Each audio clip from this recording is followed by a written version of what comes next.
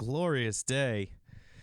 Today's the 26th of September for you. For me, it's the 19th. That's when I'm recording this. And we switch things up. We move things around. Feels good. Still making some adjustments. I'm always going to be making adjustments. That's the way I am. When I used to live in when I used to live in Venice with my buddy Jordan, we lived in this apartment, and I would move furniture around all the time. It's like the poor man's way of getting new stuff. If you just rearrange your furniture, you're like, oh, look, do we have a new place? I don't know. It feels like we do. I'm always moving stuff around until you get that perfect thing. I'm always like, if I had a boatload of money, then I could just do things the way I want. But I don't, okay? I don't. So I have to do some things one way for a little while and then wait till a little bit of money comes in, and then we move something else around. Like I just redid the kids', office. They have an office. I like that my kids have an office. Let's get back to that. Jay Larson Comedy on Instagram and Facebook and Twitter. I don't know what do I have to do to make sure I'm on Facebook? I can't do it. I just can't do it. Can't we all just be like, hey, can we just do one thing? And maybe you guys are, and you're like, yeah, we do Facebook, dude. Or yeah, we do Twitter. Instagram is where I live. Something about that instant gratification of just like putting it up. I can do it from my phone. It's easy. Twitter's too much pressure. Facebook, I get it. I'll get more active on Facebook. And jaylarsonComedy.com, which I never update because I don't care. It's like, you're almost like, what's the point? Is anyone go to websites anymore? Like, well, let me check his website. I mean, when you're first finding out, but you guys know me. I mean, don't you know me? Yeah, that's it. Then some dates coming up. I've mentioned it before. Third week of November, Laugh Boston. Go get tickets. Laugh Boston, comedy club. And the week before that, Hartford Funny Bone in Connecticut. So if you're in between, pick one and go. Buy tickets. Come out. And then I'll be at Vermont Comedy Club in Burlington, Vermont. I'm doing all of New England. And I'll be there in December, the 14th, 15th, 16th, I believe. So go get tickets to those. And then Portland, I'll be with you guys on New Year's Eve. I'm sure that's going to sell out because it's New Year's Eve. It doesn't have much to do with me. I'll tell you, in the world of social media where I just watch friends constantly selling out theaters and, like, some people, Madison Square Garden, you're just like, God, what am I doing wrong? You could think that. That's what you could think. But I thought about it this morning. I was listening to, like, a musician that I like, which, by the way, this is my musician look, okay? If I was a singer-songwriter, this is how I'd be rocking it. And you might be like, dude, the hat's a little much. I don't care. This is going to be the entire episode. I needed a new look for today, and this was it. Some of you might be like, dude, you look fresh, dude. I really like it. But you wouldn't say it in front of your friends, you know what I mean? You're like, I'm not really a hat guy. Well, deal with it. It's 1 week. You look at people that are, for me, peers that are performing and blowing up, and then, or you looking at peers of people work or neighbors who have cars, like fancy cars or big homes or second homes or a home. And I'm just like, yeah, I don't want that. Like I could be on the road all the time. I don't want that. Last night, my son like doesn't want to like learn how to ride a bike. Like he just doesn't. He gets a little nervous. He fell once. And it's like, I'm not trying to turn him into this macho dude. Like, hey, bro, figure it out, bro. I don't care. I want my kids to be happy. Now, was I a kid that just, like, dove out there with sports and dove into things? Yeah, I was. That's what I did. That was me. 3 years old, I had a baseball bat in my hand all the time. You know who taught me how to ride a bike? Me. I remember it to this day. I was older. I wasn't young like his age. He's 5. And I'm like trying to get him to learn how to ride a bike. He just does not want to. I was like 7. And I remember we had like a family bike. Did you guys ever have a family bike? They're like, all right, this bike gets passed down. There was no one had their own bikes. There was one bike. It was this blue bike it had white plastic handle grips, okay? And the bike dipped. You might say it was a girl's bike if you didn't know it was 2019 and you couldn't say that. Now, they always have it like, I don't know why, to be honest with you, they have the dip bike is for girls and the straight bar is for guys. It makes no sense. You would think for dude who's got to protect that gear they're holding down here, that the straight bar would not be for them. And if you ever see a girl or a woman get off a bike when it's dipped down, they swing their legs over, and it's so easy.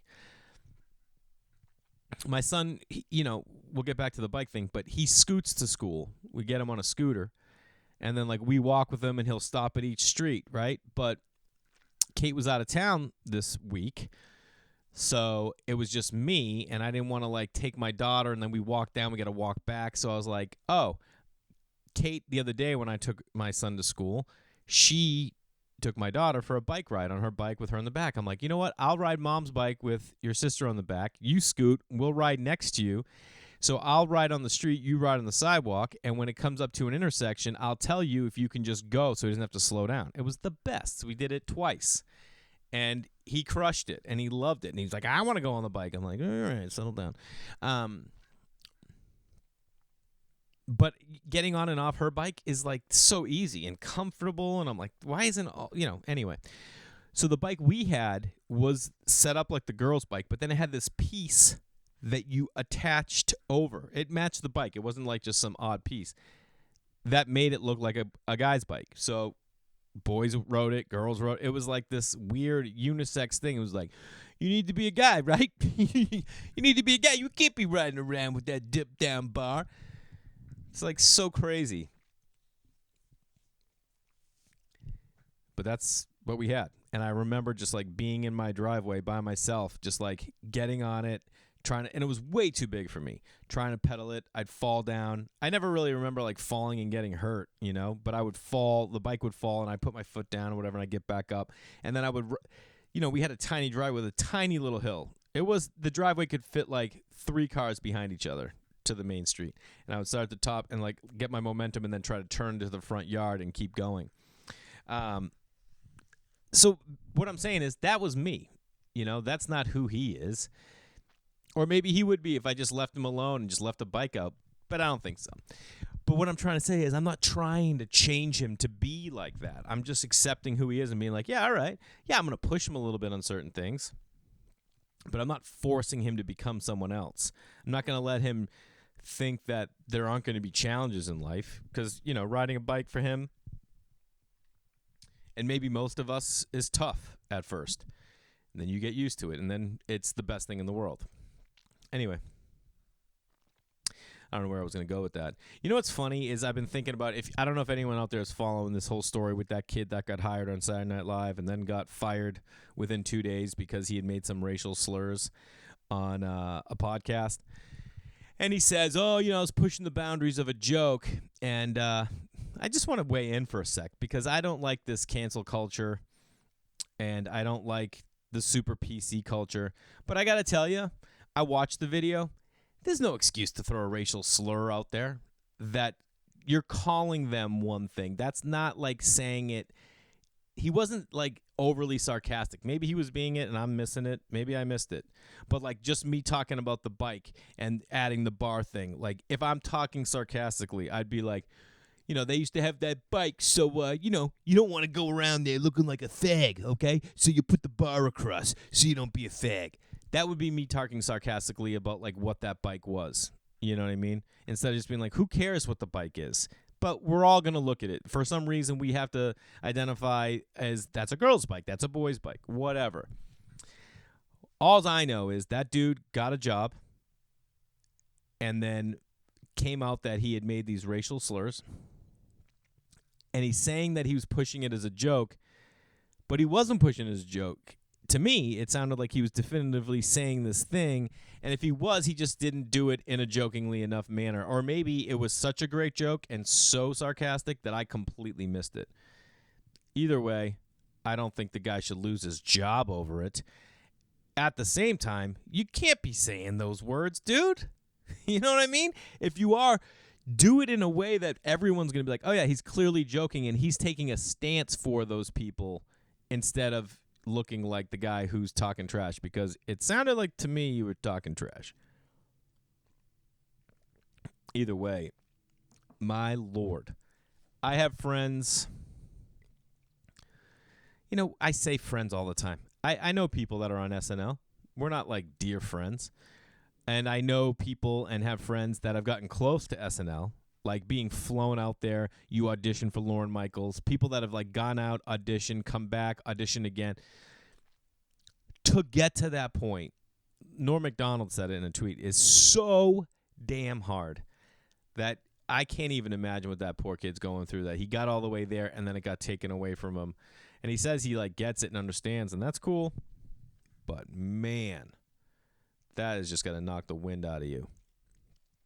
Man, there's so much stuff going on in our world right now. Like, there is so much stuff that like you have to like think about.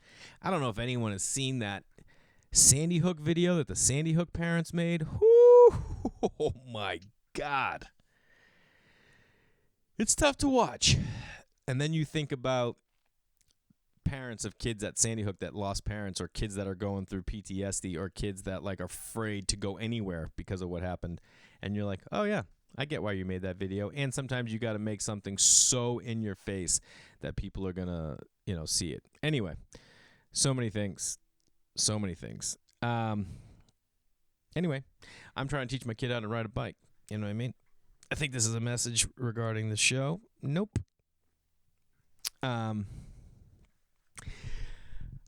my favorite time. We just had our 9-year wedding anniversary, and it got me thinking, like, we never were, like, big anniversary celebrators. You know what I mean? We never, like, we weren't, like, Valentine's Day people. Anniversaries. When we didn't have kids, I think we maybe, like, no, we never really did celebrate anniversaries. Literally, we would be like looking at the calendar and like organizing our travel schedules, and then be like blah blah blah blah blah, and then it would be our anniversary September 10th, and then it would be like the 12th, and be like, oh yeah, our anniversary was 2 days ago. I'm like, oh yeah. And this was yet another anniversary where my wife was out of town. She got home that night at like 11 of our anniversary, and it's like I've always been on the fence with it. I always say, too, I'm like, listen, after 30, you're not celebrating your birthday every year, okay? And if you are, I'm not going, okay? 30, then it's 35, 40, 45, 50, right? I mean, if you want to do a little birthday and say, like, hey, if you can make it, cool. But if you make it a birthday where, like, we feel like we need to go, I'm like, come on, dude. But then, thinking about this anniversary, I was like, it's one day a year that you get to celebrate yourself. What's your deal, Jay? Why are you going to be like, no, you can't have a birthday? You know what? If you want to have a birthday, have a goddamn birthday. I'm probably not going to be. You know what I mean? I might pick a couple people like, hey, we're going to go to, you want to go to dinner for my birthday? I'd like to celebrate it. Or like grab a friend and take that day and like say to one friend, you want to get coffee on Thursday? Yeah, that's my birthday. I thought it'd be cool if you and I caught up. Sure. All right, I got to be out by 10 though, because I'm golfing with another friend that I'd like to celebrate maybe 3 guys on my birthday. Maybe they'll pick up the round. You know what I mean? And then that night, maybe go to dinner and get a sitter and go out with my wife and maybe a couple friends. I don't know, something like that. But I'm not throwing parties. 45th, yes, I will throw a party for sure. And then maybe as you get older, every year you throw them because you're like, how long am I going to be around? You know what I mean? But we didn't celebrate our anniversary, and we never really go nuts on Valentine's Day. And I just sit on the fence because here's my problem. I can see either side of the coin. You're like, one side I look at it, I'm like, what's the point, dude? You're 44 this year. What are you going to say? Come on, celebrate me. No.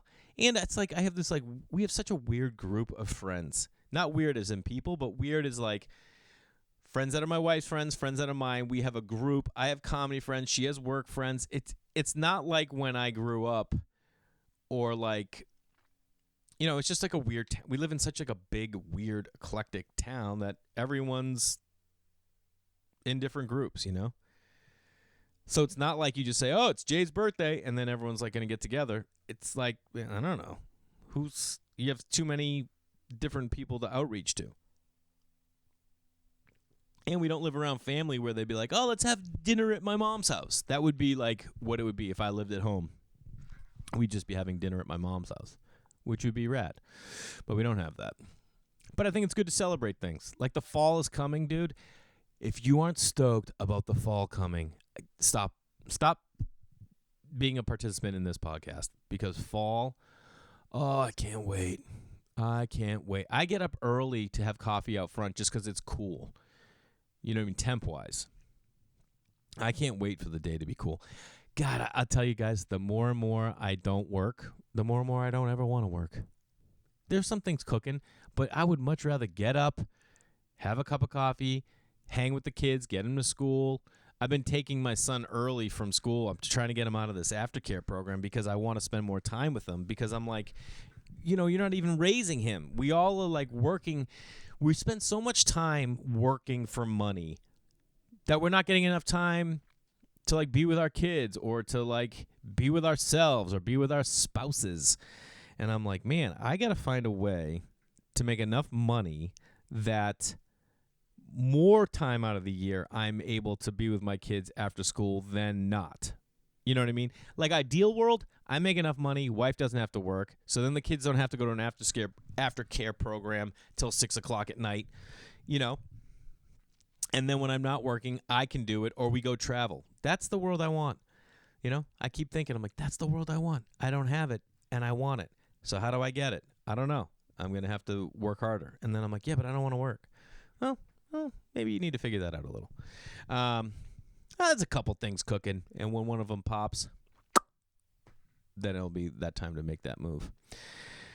It's like simple things. My buddy hits me up the other day, goes, full moon on Saturday night. These are the things I never take into account. You know how like holidays come up? Like, like when there's like a Monday holiday and you don't know about it. I'm the guy who never knows about it. I'm like, oh, wait, there was a Monday holiday? And they're like, yeah, man, Labor Day. I'm like, oh.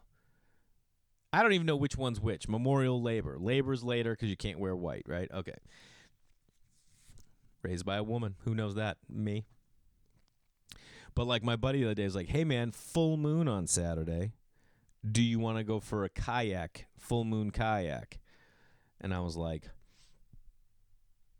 hell yeah, I want to go for a full moon kayak. Who doesn't want to go for a full moon kayak? So we go down there around, I go to his house, 7:30, get to the marina by like 8:15 because we hung out for a little bit. Got the boats in the water. Yeah, they're boats. And then we started kayaking around the marina. We didn't go out into the ocean. We just kayaked around the marina. It's a big marina. And looking at like all these giant, like $1 million boats. Giant. There were some boats you just looked at and you're like, there's a staff of 32 people on that boat.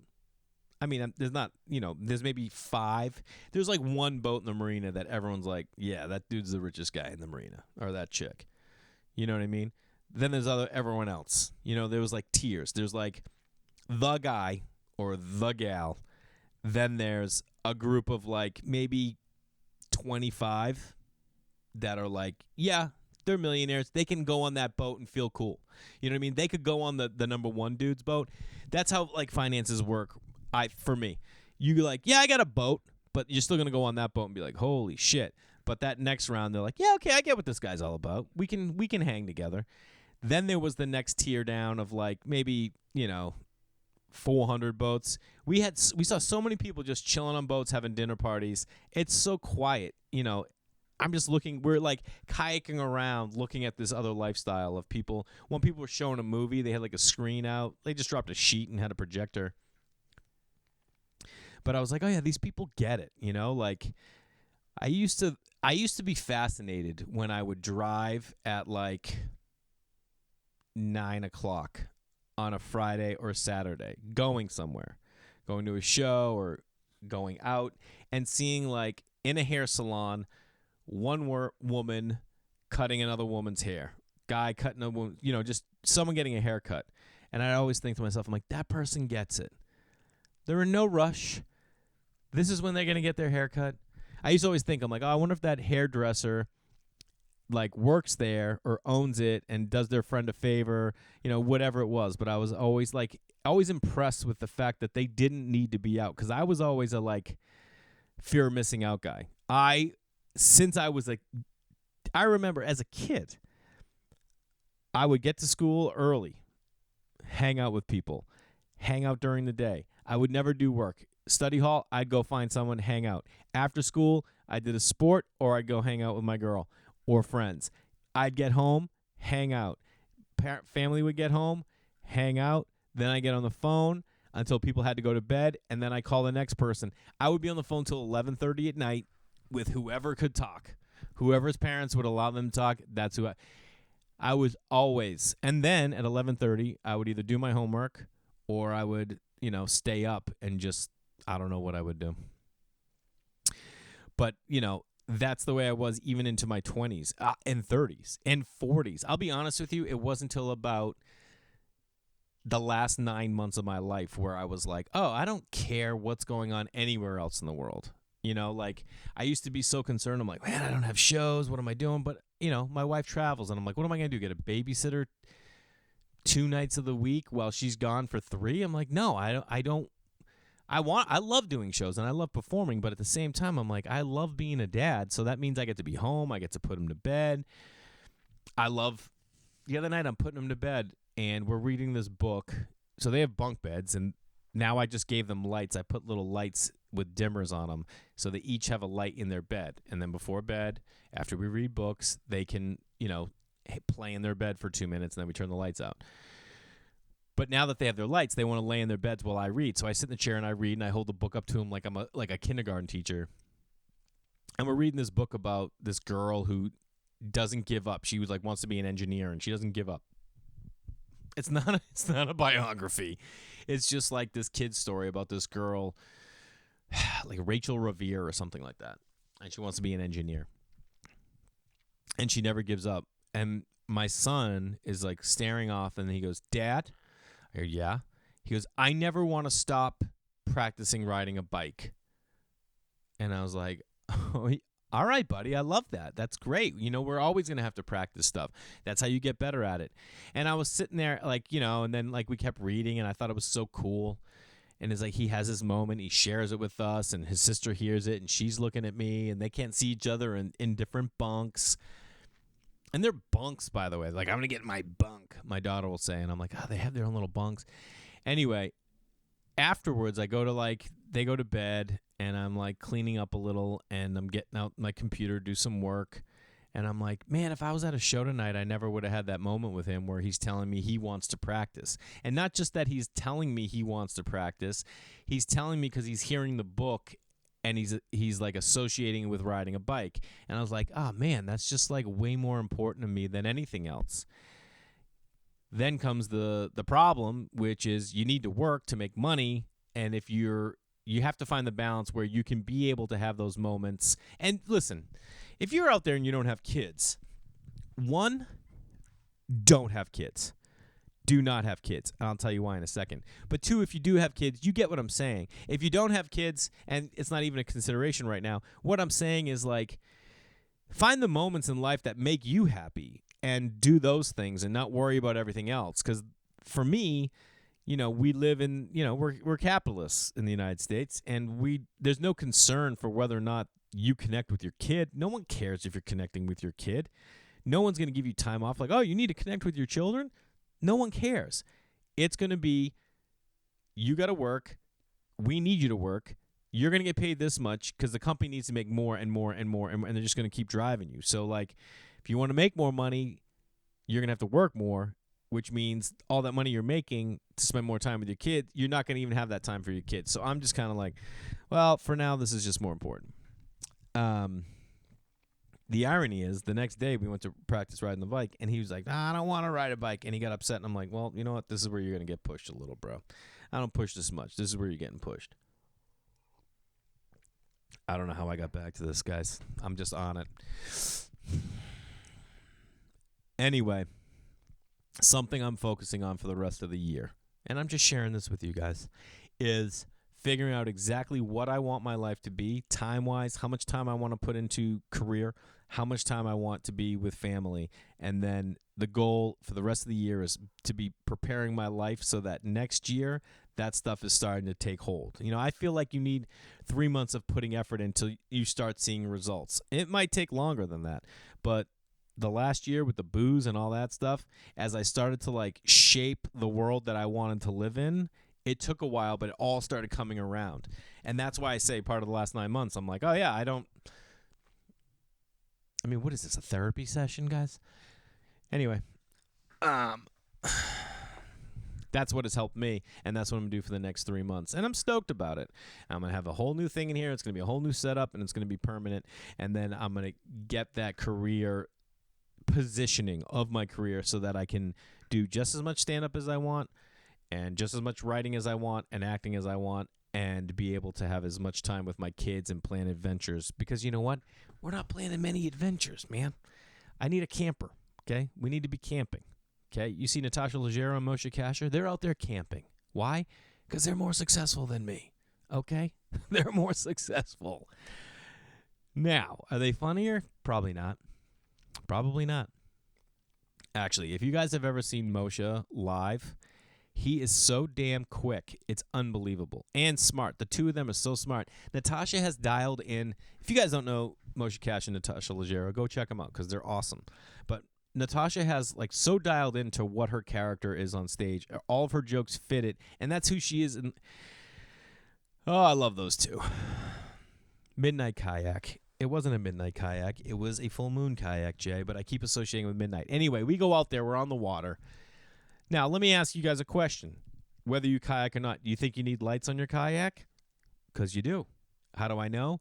Because the police pulled us over. I got pulled over in a kayak, dude. It was hilarious. They're like, you guys got lights? And it was like a passive-aggressive way to be like, dude, no, we don't have, you see we don't have lights, dude. Anyways, like, you got to take those boats back. You got to get back to your dock. You got to get back to your slip. And we're like, all right. Guess what? We didn't. It's a big marina. We just ducked into like, I don't know, a finglet, an inlet, whatever those, each little area off the main cause. I don't know the terms for a marina, guys. Anyway, we're kayaking around, looking at all these boats. And I'm on the inside. My buddy Keith, he's outside of me in the channel or whatever it is. And I'm going next to the boats, and I'm telling him a story, kayaking back, forth. All of a sudden, out of nowhere here, arr, arr, arr, and there was a seal sitting on the end of this dock. Huge. I mean, we saw them on the way back. We know that there are seals out there. But it totally caught me off guard. And he says I didn't say anything, but I think I screamed. And I was like, yes, it scared me because it came out of nowhere. 2, you look at the size of the thing, and seals, they look like they're just these blobs that sit on the end of a dock, like you see them in San Francisco out at Pier 59 or whatever. And here they are. And you're just like, oh, yeah, that thing's not going to do it. But when it's that close to you, it was like 6 feet away. And huge. Probably like 10 times the size of... No, that's an exaggeration. 5 times? 5 times the size of me? And it's a mammal. It's not a dog. You've never talked to a seal. Never pet a seal. I don't know what he can do. I don't know what they eat. You know? If he just flopped in the water, I definitely would have spilled. I definitely would have fallen out of that kayak. He was just mass alone. He would, maybe not, but I think so. And guess what? Not a huge fan of being in an ocean. I've used to go night swimming all the time with my buddy Ethan. When we lived down in Venice, we would go night swimming. If you've ever gone night swimming, it's awesome. Especially when you're younger, like in your 20s, when you just don't think of anything. And we go out there, smoke a little chiba, and then we go out there, ride the waves. It was the best. I took my boy Ryan Sickler. I took him night swimming maybe like, God, I don't know, 4 years ago, maybe 5 years ago. And he was like really scared. He got scared a couple times. Old Sickle got scared out there. You know what I mean? But who doesn't? It's the night, okay? He claims something nipped at him. Nothing nipped at him, but they're grunions, these little fish, and they'll bang off your leg once in a while, and it'll freak you out. But if a seal goes in the water and I tip, now my legs are hanging down, and I know it's not a great white, okay? I know a great white's not going to rip me down into the water, but I don't care who you are. If there's a giant seal that just went in the water, and now you're in the water, it's just going to, especially in the dark, at nighttime, on a full moon, there's just something. There are little things in life that are a little scary. Full moon makes everything a little scary. Marina. There's something a little weird about marinas. The people living there are a little weird. They're living on boats. You know, I don't know. There's just something a little scary. Even if you're docked, you tell me you wouldn't get a little freaked out if your boat started sinking and you were docked? I think you would. Because you're still going to be like, what if I get trapped in this room? What if I drowned in this room on this boat? Even though the dock is right next to you. I don't know. Little things. Alleys. I love alleys. Daytime alleys, the best. Daytime alleys, the best. For our anniversary, which I said I don't really celebrate. Like, I get flowers for the house all the time. I would say 50% of the time throughout the year, there are flowers in our house. And, like, what we'll do is we'll buy a bunch at the farmer's market or a bunch at, like, the grocery store, and then we'll put some on the dining room table, a little tiny vase in the kids' room, one in our room. It used to be a little tiny vase in the bathroom, and that would be it. So I went to a florist for our anniversary and got, like, a giant. I just went in. I'm like, I want to spend $100 on flowers. The guy was like, do you want to pick them out? I'm like, yeah, let's go in the walk-in. I had the kids in the car, so I had to go quick. And I'm like, yeah, let's go in there. And I'm like, I want some of these. Portion them out. Use your judgment. And then, it's going to be $100 worth. So it was enough for a bouquet on the dining room table, a bouquet, small one, on the we have like a little table when you walk in, like a standing table, like, something like this, but a little different. Then some flowers on the mantle, little flowers in the kids' room, our room, bathroom. Bathroom's a nice one. And people might be like, excuse me, why are you putting flowers in the bathroom, dude? Why am I putting flowers in the bathroom? When do you want to smell beautiful and look at beautiful flowers? Everywhere you go. If you're buying flowers for the house and then you're just putting them in one bouquet, what's that for? Have a little everywhere, so when you sit, you're like looking at colors, you're smelling things. It's just simple stuff. I love doing that. I love having flowers in the house. I love having candles lit during the day. I do light night things during the day and day things at night. Does that sound right? Maybe. Like kayaking, that's a daytime thing. You're not kayaking at night. We did. And then a seal freaked me out. You usually swim during the day. I've said it before. Ice cream cones are usually an evening thing. That's why I like having one during the day. It's like a little off. I take pleasure in simple things. These are some of them. We all need to find, those simple pleasures. That's why the fall coming up. I got to find a place to apple pick. If anyone lives in and around L.A. and you know some good places to go apple picking, please tell me. I make a list of, like, things I want to talk about to you guys, so I'm going to check them right now. Okay. If you follow me on Instagram, you saw that we are...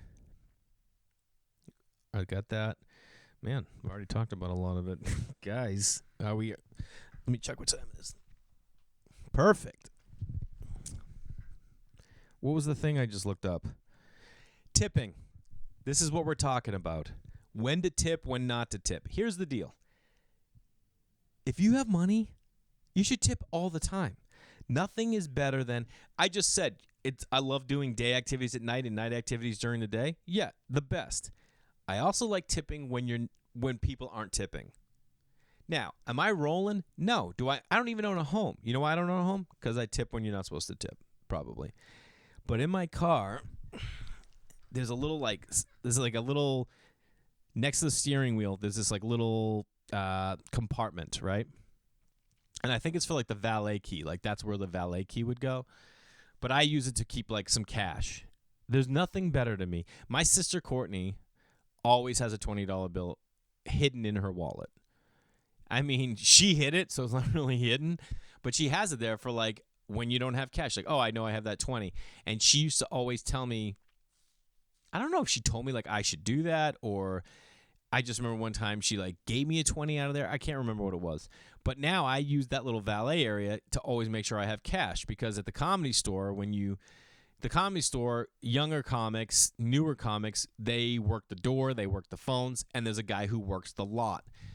Now in LA, the only club that has their lot that's just for comics that you don't have to like worry about. The Improv has one too, but it's not like at the Comedy Store. The Comedy Store is right behind the club. You park, you walk into the club. No one else can park back there. And there's a younger guy who works the lot, and you pull up and they'll move your car and park it because they have it organized, and they do like this. I mean, it's got to be one of the most stressful things, especially nowadays, because you got a lot of comics are crushing right now. So there's dudes back there with Ferraris, Lamborghinis, Porsches, and you're just like, I would not want to be doing that. And it's tight. You got to like move everything around. When I first got past at the Comedy Store, I was leaving. It was like my third or fourth night, and I scraped someone's car, and I was like, dude. And of course, I had a car that was a piece of, junk, and this guy's was too, and he was super cool. But I was like, nah, this is nothing. I was like, oh, thank you.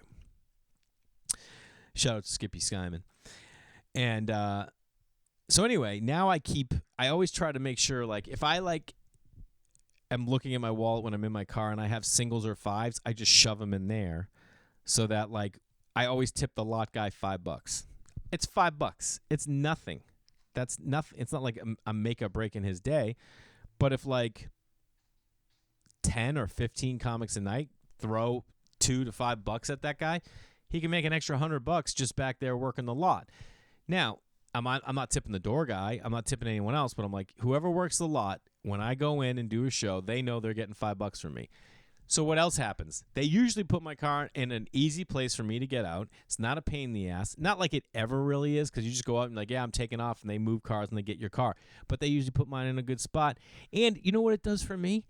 It makes me feel good to give someone $5. It's nothing. But it could be a bag of chips and a soda.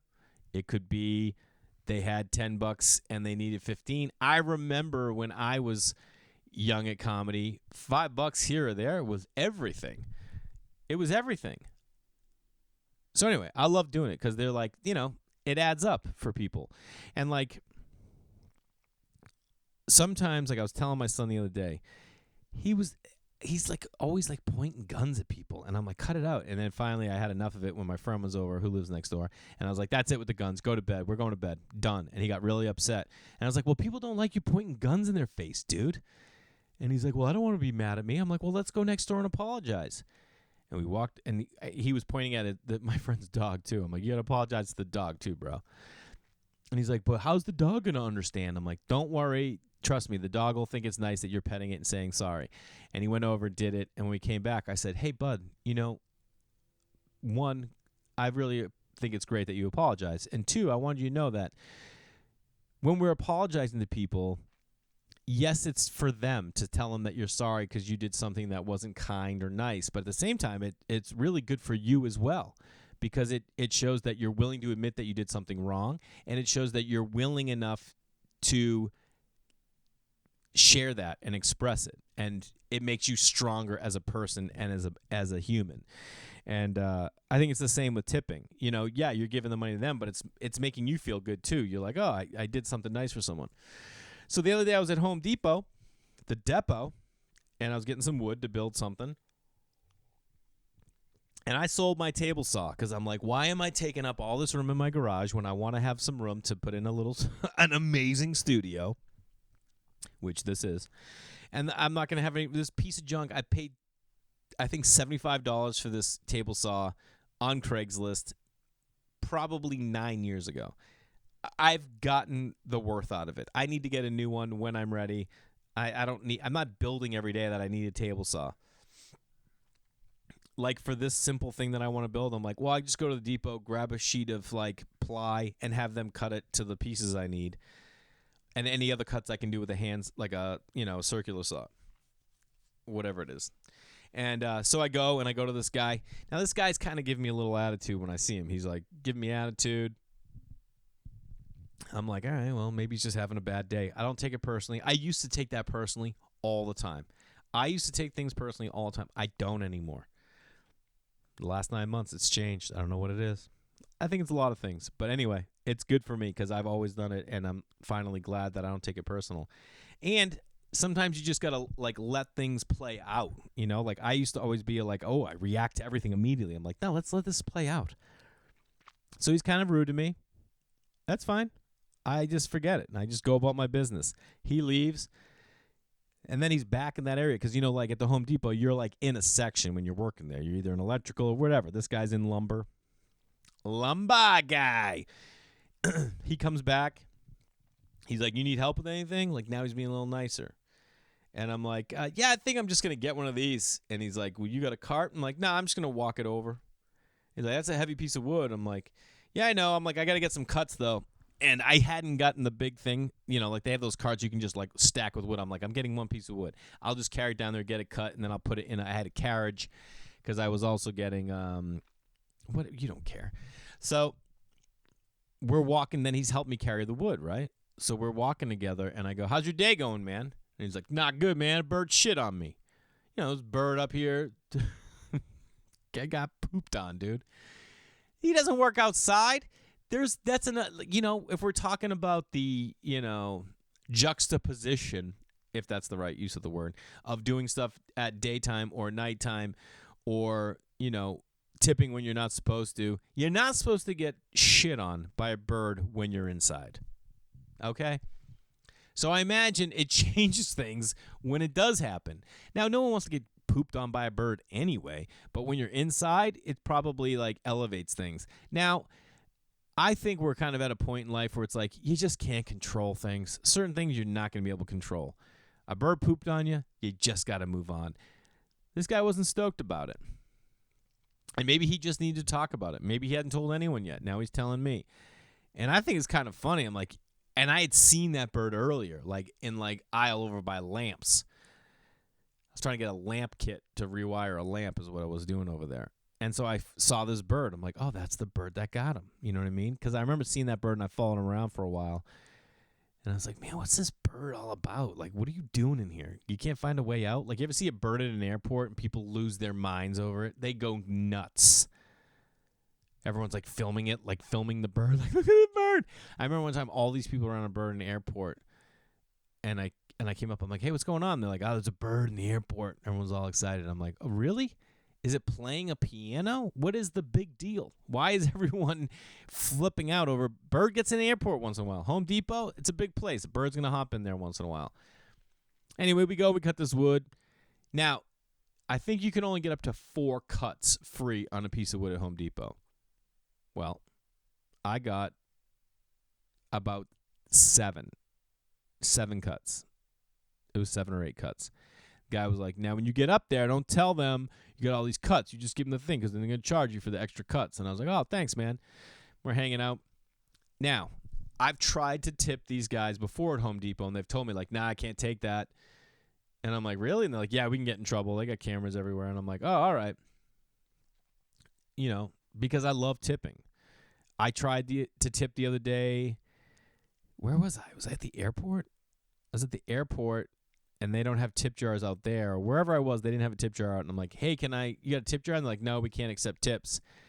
And there have been times that's happened. I'm like, let's just say I forgot this. Oh, you know what it was? At the grocery store, they have a Starbucks counter, which, by the way, is the best. It's the best. I'm not a Starbucks guy, but I love the idea that you can go to a grocery store and be like, you know what? Before I peruse, let me grab a coffee real quick. So I was like, well, I'm going to tip this guy because he's already got shit on today. He's obviously not in a great mood. So I took a $5 bill. Anyone loves a 5. Now, if I was loaded, would I be doing 20s? I would 100% be doing 20s.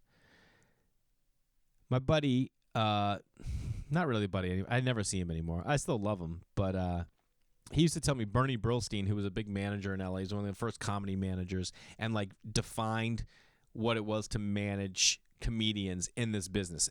And so many people have he has paved the way for so many people. He was the guy that used to say, Bernie Brillstein, he first represented Jim Henson, was one of his first clients, Lorne Michaels, like SNL, he was definitely a trailblazer if you love talking like an 85-year-old person, which I do.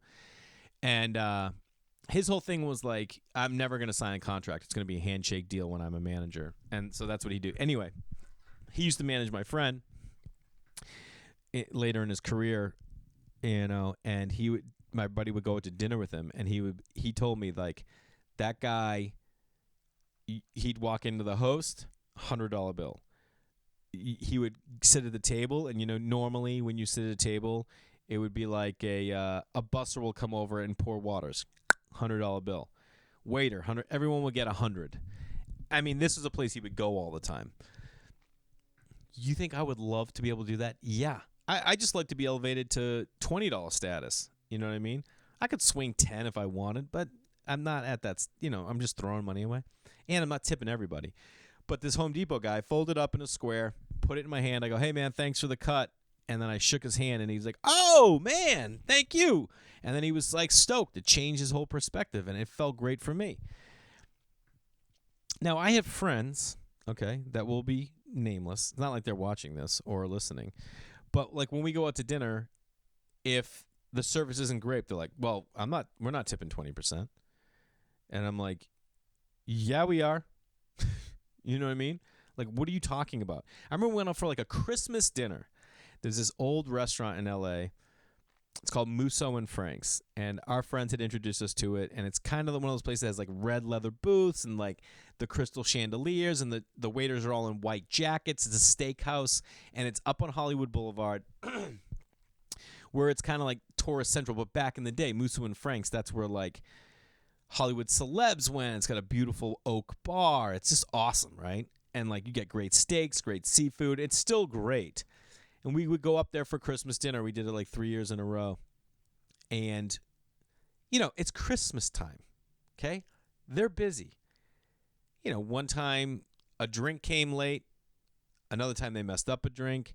One time we had to wait for an appetizer. Whatever it was. Who gives a fuck? Okay? How about you sit and enjoy your company and you stop taking notes and counting what is someone's messing up. You're not tipping any less because an appetizer came late. You're not tipping any less because they messed up your drink. You're not tipping any less. Stop it. Okay, everyone? Stop it. You're tipping 20% no matter what. If you love them, tip more than that. If they're an absolute... Now, if they're rude to you and they're a dick and they say something obnoxious, then you leave. Okay? You don't finish the meal and then shortchange them. Okay? Get over it. So we had some subpar service. And it wasn't subpar service. Service is them coming to you, interacting with you. Now, if they get a drink wrong, that's not their service. They're busy. They're juggling a lot of things. If they miss an appetizer, who cares? We have 12 of our friends there. We're all chatting and hanging out. Worst case scenario, sip some of your friend's drink. Have a piece of bread. Have someone else's appetizer. Who gives a fuck? You're at dinner to celebrate Christmas. You don't need to get upset. What are you, 3? Anyway, that's what happened. Bill comes. We're splitting, which is another reason I'd love to be rich. I don't want to be rich because of what comes along with it, but I'd love to have a lot of money just so I could go out to dinners like this and be like, I got this. You know what I mean? If you're one of those people that has that money, try it on for size. I remember being in an ice cream parlor in Savannah, Georgia for my buddy Coonsy's wedding. What's up, K-Man? And his buddy does well. And we walk into an ice cream shop. It's like, I think it's like 2 days before the wedding. Not the rehearsal dinner, 2 days before. And we all went out to dinner, and then we went out to this ice cream shop. And there's families in there, and his buddy's dressed always in a suit, nice big fat tie. And he sits down next to this kid, and he's like, what are you drinking? He's like, crosses his legs like this in a blue Navy suit. This kid's sitting with his dad. And the dad's maybe like, who's this guy? He stands up and he goes, I got everyone's ice cream in the place. Bought everyone's ice cream in the whole place. How much do you think that cost him? How much? Let's just say it's $5 a cone. Okay? Now, there are pricey places in L.A. for a small, it's $7 a cone, which is obnoxious. Is it fantastic? Yeah, but it's obnoxious. When you can go to McDonald's and get an ice cream cone for 89 cents. You can get an 89-cent ice cream cone at McDonald's. Say what you will about the tenements of National Socialism.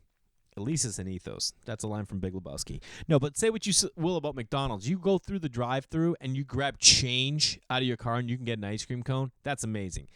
$7 cones. Yeah, it's still the experience. You're waiting in line. You talk, whatever.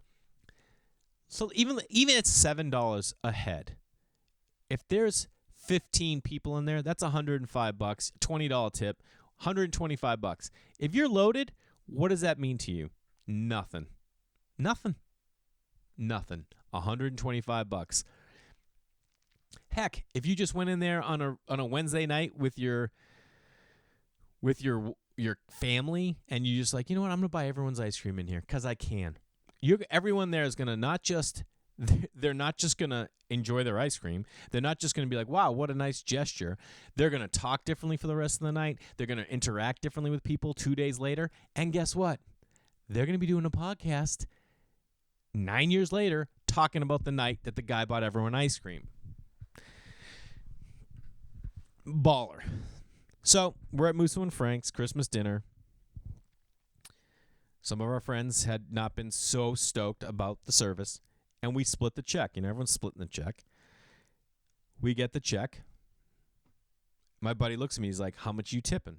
And I go, 20%, just like you're tipping. And he has a conversation with his wife, and she's pressing him to not tip 20%. And I'm like, what are you doing? I'm like, we're all tipping 20%. That's what we're doing. But she has this principle thing of like, nah, I don't tip 20% if I don't like the service. And I'm just like, for what? What do you think? You're proving a point? You're going to be you think they're going to go to the guy at the bar and be like, hey, you know how you fucked up that drink because you were making drinks for the entire bar and the entire restaurant and one drink got messed up? You cost me 5%. Change your work ethic. The guy's still working hard. He just makes mistakes. You think they're going to go to the kitchen and be like, hey, you know how you were supposed to put butter on that asparagus and you forgot you cost... No, none of that's going to happen. Your lack of 5%, okay? And let's say that meal was $200 a couple, because it probably was. Everybody was boozing. So you're cutting out 20% would be $40 tip. Look how hard this is going to be. 10% would be $20. 5% is what, $5? Yeah, $5. So you're cutting out 10. Oh man, I can't do it. $5 you're cutting out. 10% would be 20. 5% would be 10. So you're cutting out $10 from that person on that table. Divided by everyone, that's not going to affect them. Okay? You think your spiteful thing, when they look and everyone gave 20%, they're going to be stoked. When they see that 15%, they're going to be like, why did that happen? Or God forbid, people that are tipping 10% or no tip. Trust me, I've been no tipped. Shut your fucking mouth, guys. Stop it. Just stop it, for crying out loud.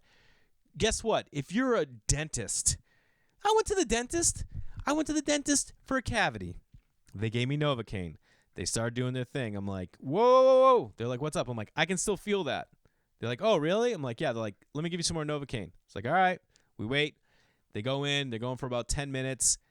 Then they hit a spot. I'm like, I can feel that. And they're like, do you want to get some more Novocaine? You know what I said? I go, how much time is left? Because I can probably deal with that pain depending on how much time's left. She said 8 to 10 minutes. I go, let's go. I can do it. You think I'm going to be able to pay less to the dentist because of that? This is pain I'm feeling. No. Do you think I would want to? No. Is she having an off day? Maybe. Whatever.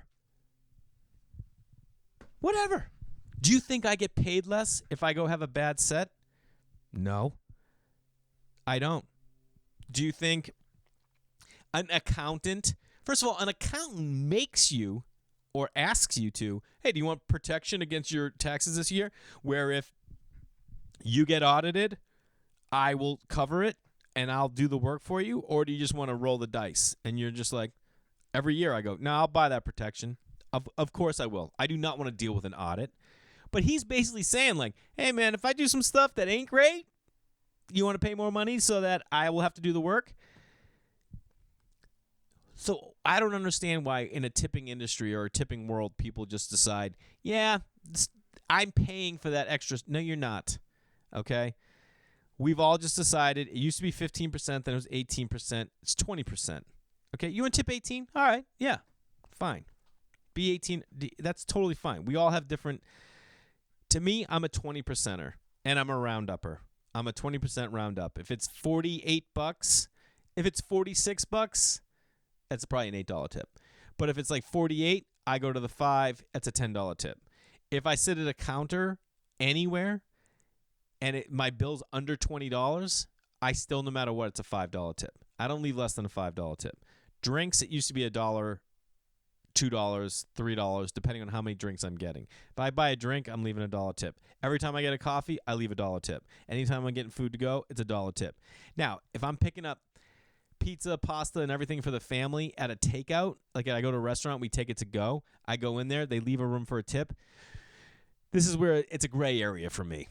I leave 10%. Do I think that's too much? Probably, yeah. What did they do? But do I know that money's going to them? Yes, because I used to do the same thing. 10%. I'm not 20%. You're out of your goddamn mind. And when they're the cafeteria-style restaurants, so there was one restaurant. Here's the deal with the cafeteria-style restaurants. You know the ones. You go, you pay, they give you a number, you go sit at your table.